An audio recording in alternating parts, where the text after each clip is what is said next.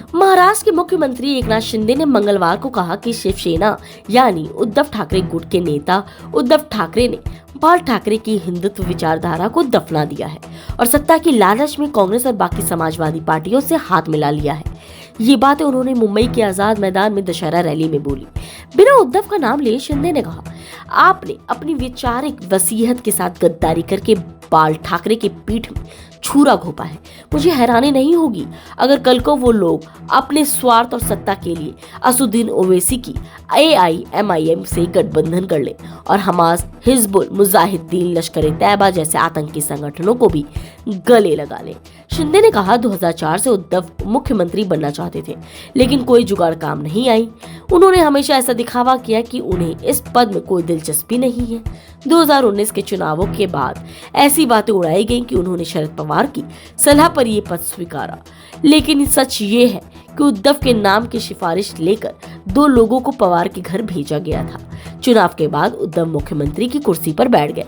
ये लोग मुखौटे पहनते हैं और सारे काम मासूम चेहरे के साथ करते हैं।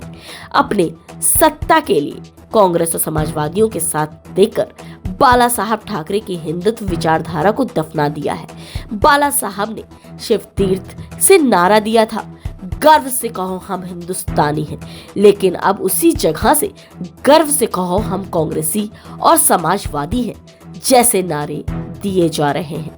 शिंदे ने कहा कि जो पार्टियां पहले भाजपा से सवाल करती थी कि अयोध्या में राम मंदिर के निर्माण में कितना समय लगेगा, वे अब शर्मिंदा हैं। वे अपना मुंह छिपाती फिर रही हैं। अब वे अयोध्या कैसे जाएंगी?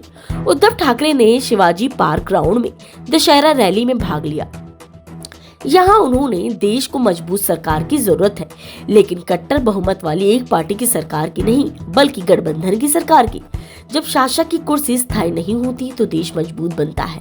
वहीं ठाकरे ने कहा कि देश में मिलीजुली सरकार की जरूरत है जो सबको साथ लेकर चले, जैसे मनमोहन सिंह, PV नरसिम्हा राव और अटल बिहारी वाजपेयी की सरकार थी। एक वक्त था जब शिवसेना के संस्थापक और मेरे पिता बाला साहब ठाकरे कहते थे कि देश को मजबूत सरकार की जरूरत है। अब हम पिछले 9 साल से मजबूत सरकार देख रहे हैं।